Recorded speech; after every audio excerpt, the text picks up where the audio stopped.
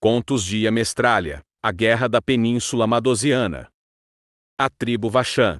A tribo Vachã é a tribo mais amigável da savana madosiana. Ela é bem grande, e possui boas relações com os povos externos. Cerca de metade de todas as negociações que são feitas entre povos de fora da savana, com algum povo de dentro, são feitas com o povo vachanês.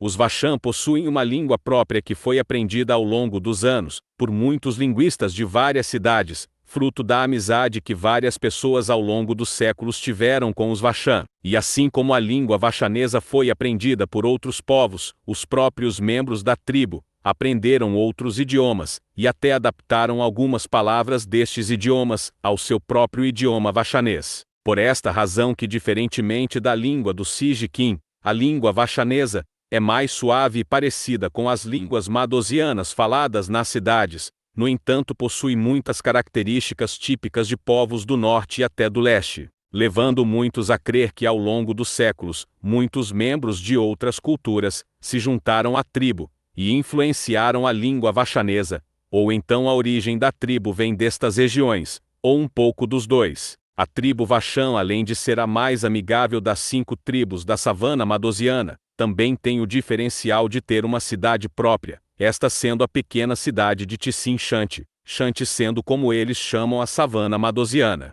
Uma palavra que pode ser traduzida para terra seca, já a palavra Tissim pode ser traduzida como forte ou fortaleza. A história de Tissim Shanti começa por volta de 3065, quando um homem de nome Alcus Boraxias e sua esposa Nilma Boraxias, ambos nativos da cidade de Brexand, que pertence às terras do leste, fazem amizade com o líder tribal dos Vachã da época, este sendo Clauque Rajaar, uma grande figura da época, que ficou famoso por liderar os Vachã em uma empreitada contra a tribo Nurão, onde a tribo Nurã acabou perdendo mais da metade de sua população. Tribo Nurã, que era a mais forte tribo da savana madosiana por volta do ano 3055. Clauque Rajaar e Alcus Boraxias se encontraram pela primeira vez, quando a companhia de Alcus e Nilma fazia a rota entre as cidades de Montauarelas e Pevitisca. Diz a história que inicialmente Clauque Rajaar tentou saquear a caravana da companhia Bóreas, quando Alcus lhe ofereceu um grande tesouro de sua terra,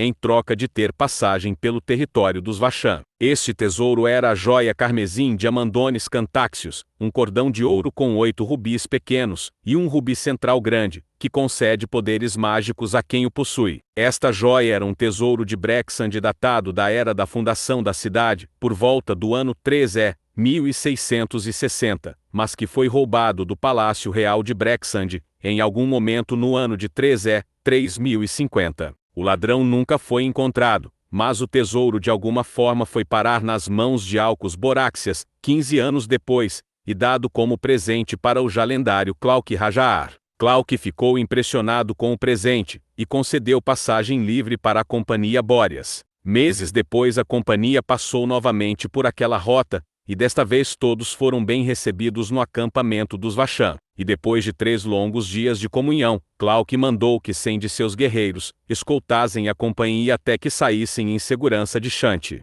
Ao longo dos anos Alcus passaria pelo local novamente várias vezes, e levaria mais tesouros para Clauque e os Vachã. Clauque, um gigante de 80 polegadas que já era brutalmente forte, havia ficado ainda mais poderoso. Todas as tribos o temiam, e até os exércitos das cidades contavam histórias sobre seus feitos em campo de batalha. Sua força era tanta que 2 tribos se uniram para poder enfrentar os Vachã. A tribo Zarguil e a tribo Estas. Isto se deu por volta do ano de 3068. Neste primeiro ano de conflitos, ambos os lados ficavam empatados, com cada lado vencendo metade das batalhas. Mas no ano seguinte, com os Sijiquim se unindo aos Zarguil e Estas, a situação ficou muito difícil para os Vachã, que não tinham os números para lidar com tantos inimigos. Foi então que Alcus ofereceu sua ajuda, e passou a vender armas e contratar mercenários para se unirem aos Vachã, que ao longo de mais um ano, lutaram para derrotar seus inimigos.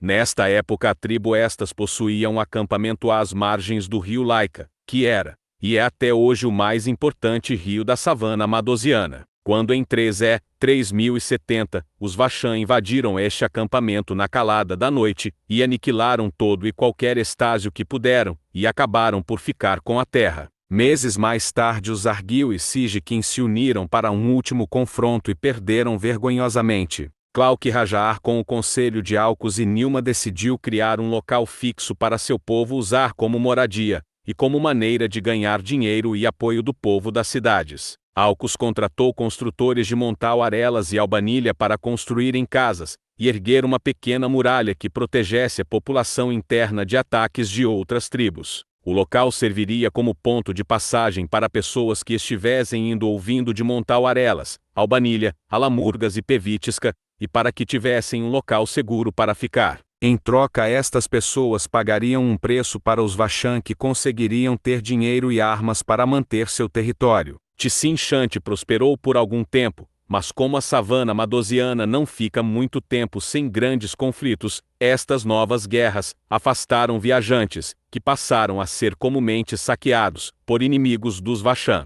iniciando um ciclo de altas e baixas para a capital da savana madosiana. Sobre a aparência da tribo, os Vashã possuem pele parda, cabelos e olhos escuros. Um traço comum entre os Vashã que chama a atenção é o nariz grande e longo que muitos dos membros possuem. Sobre as vestes, os Vashã que vivem afastados de Tsin-Shanti ainda utilizam de roupas feitas com pele e couro de animais. Mas para aqueles mais próximos de Tsin-Shanti, as túnicas leves de cores claras, principalmente branca, são bem mais comuns, e para os membros mais ricos, se adornar com joias é uma prática comum.